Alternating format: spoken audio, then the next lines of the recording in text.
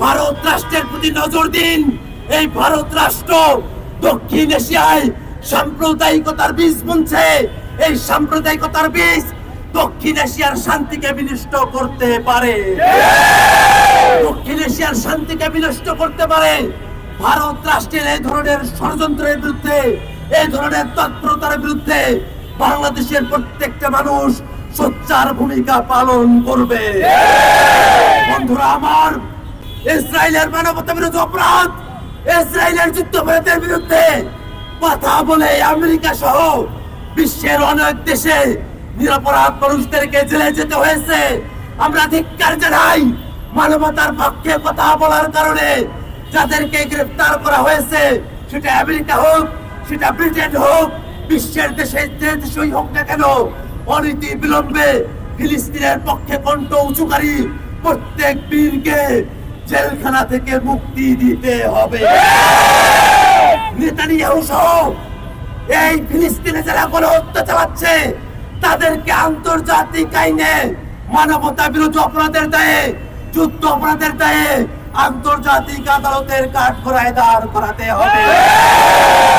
বাংলাদেশের মানুষ মনে করি আমরা ৭১ যে স্বাধীনতা পেয়েছি, আমাদের এখানে জুলাই যেভাবে সংগঠিত হয়েছে সেই দিন বেশি দেরি নয়। ফিলিস্তিনের মাটিতেও ৭১ আসবে, ফিলিস্তিনের মাটিতেও জুলাই আসবে। গোটা বিশ্বে ফিলিস্তিনের স্বাধীনতার পতাকা পথ পথ করে উঠতে থাকবে।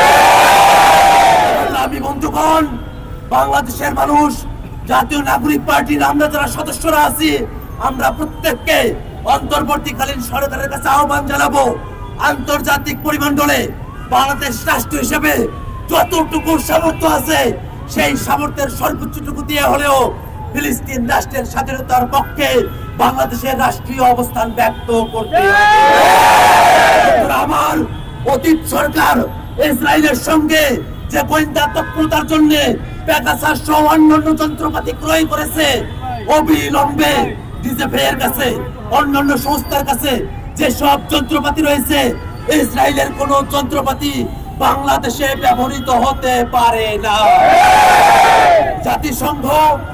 জাতিসংঘ ফিলিস্তিনের স্বাধীনতার জন্য যে প্রস্তাবনা দিয়েছে, সেই প্রস্তাবনা শুধু কাগজে প্রস্তাবনা নয়, সেটাকে যেন বাস্তবায়ন করা হয়। জাতিসংঘের কর্তা ব্যক্তিদের কাছে আজকের বিক্ষোভ সমাবেশ থেকে আমরা সেই উদাত্ত আহ্বান জানাতে চাই। বন্ধুরা আমার, আজকের এই বিক্ষোভ সমাবেশে আপনারা যারা উপস্থিত হয়েছেন, আপনাদের প্রত্যেককে ধন্যবাদ জানাই। ঢাকা মহানগরের বিভিন্ন থানা থেকে আপনারা এসেছেন, দেশের বিভিন্ন প্রান্ত থেকে।